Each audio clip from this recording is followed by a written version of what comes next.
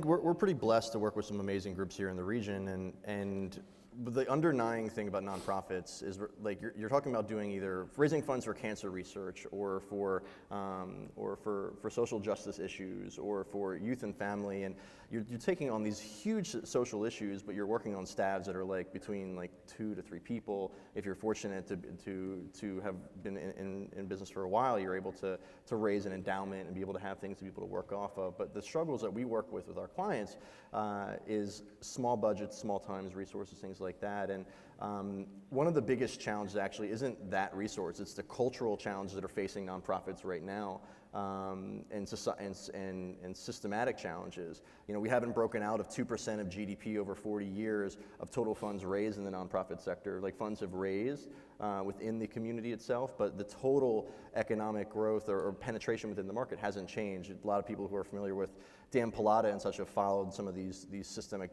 challenges. But we want to see, and what we advise with our clients, are coming up with new ways to think differently and to connect the story of the supporters' engagement back to the organization. And there's some folks in the audience I know doing research on retention of donors. That's being the biggest effort, not necessarily the total amount given by an individual, but how long they give for. You know, so even offering ideas that aren't very cost prohibitive, like in your playbills and your gala, you know, generally it's the donors are organized by how much they have given down to the highest to the lowest.